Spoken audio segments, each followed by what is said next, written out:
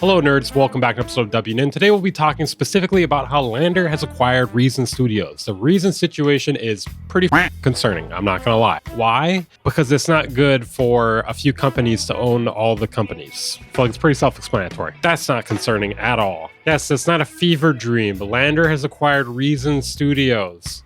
And they claim it's to redefine the future of music creation. I'm not making that up. It says that. They wrote that themselves. They wrote that themselves right here. Yes, in a world where you can write literally anything on the internet, they chose to write, they're going to redefine the future of music creation. I mean, if they're if we're taking Lander at face value for what they've done for mastering, then Reason is in a whole fuckload of trouble. Let me just say that. To be fair though, I think Reason was in trouble before this anyways. For those of you that are unaware, this is what Reason looks like. It is a DAW, and it is a DAW that is most likely going to give you a migraine. Not saying it's not good though. I'm just saying it's a headache to look at. And I'm allowed to say this. I used to be a Reason user.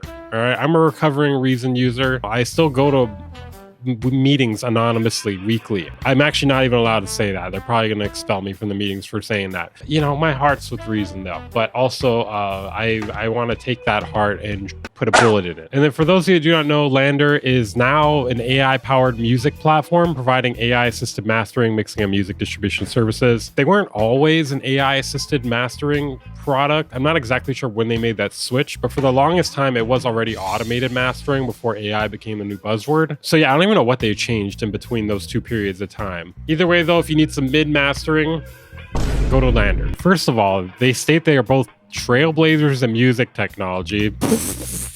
I don't know if I would call either company a trailblazer in music technology. This is why people should not be allowed to write their own press statements.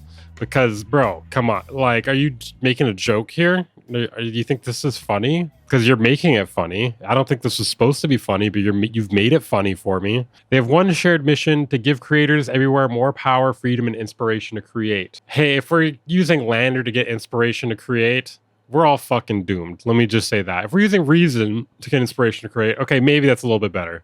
Lander, though, they plan to combine their strengths to accelerate the evolution of Reason, expanding its reach and deepening its impact across every major DAW environment. I just want to know what any of that last statement meant.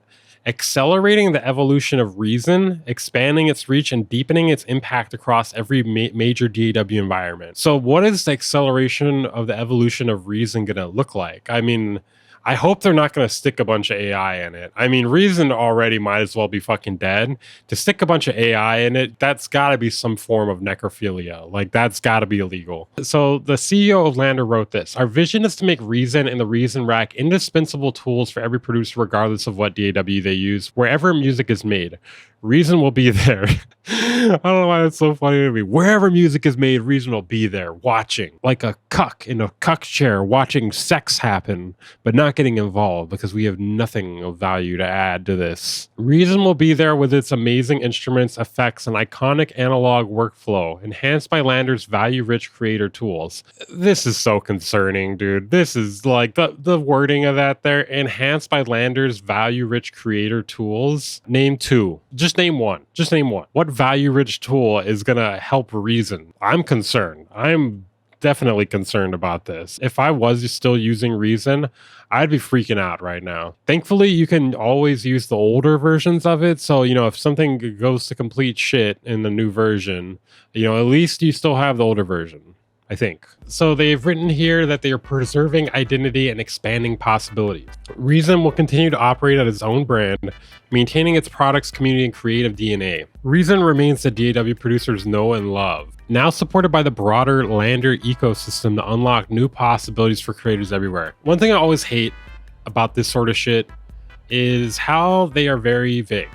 You know, if you want to put creators' minds at ease, I suggest you not saying shit like, now supported by the broader Lander ecosystem to unlock new possibilities for creators everywhere. That's terrible. That makes me think you're going to add a bunch of AI shit into this.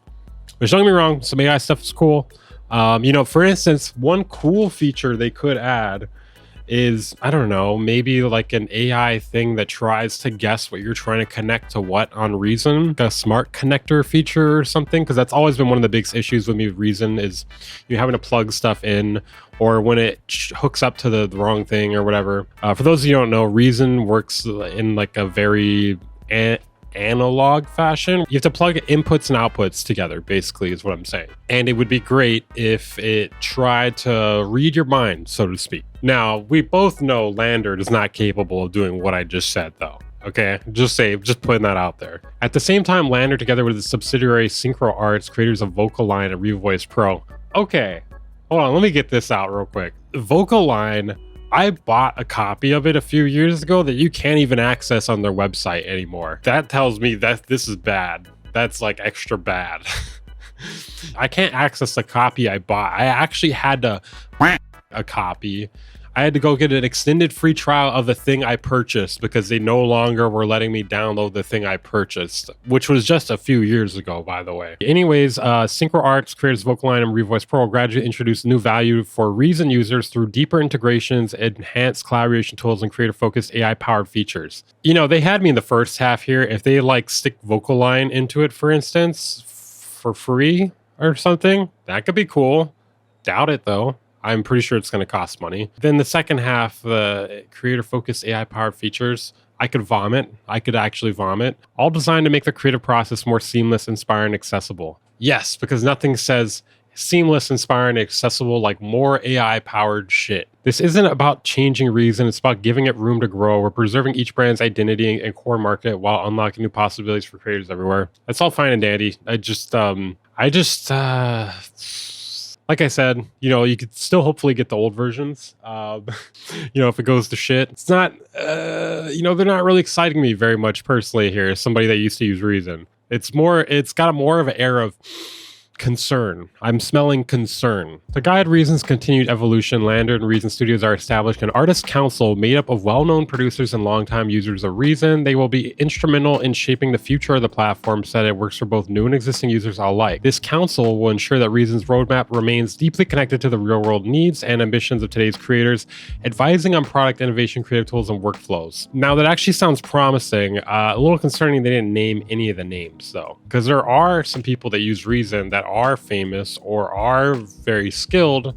I'm just not sure if those are the people that they're talking about or not. So apparently the VP of strategy at LANDR, he used Reason and it was his first experience making music on a computer. That's actually cool. Now this next part, I'm not so sure about. So they have a section named Why It Matters. LANDR's acquisition of Reason Studios reflects a growing shift towards unified creator platform. I'm not sure that you can convince me to be excited about a few brands owning everything.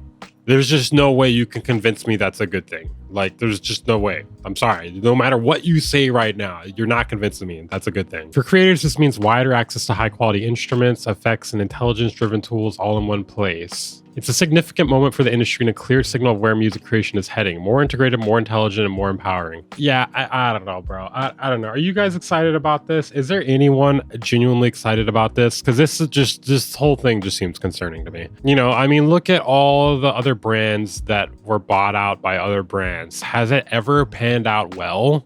Has anyone ever been like, oh man, that was really good how In Music bought this other brand. They're doing really good now. They're not like, you know, neglecting their products. They're not phoning it in or anything. Like iZotope's gone to complete shit in the past few years. So yeah, Native Instruments hasn't been doing great. What are your guys' thoughts on this? It's mostly concerning to me. If you enjoyed this video, make sure to like button, subscribe if you're new here. Follow me on Instagram if you haven't. I post my music there. Oh, also I have affiliate links down in the description if you want to support the channel. See you guys next time.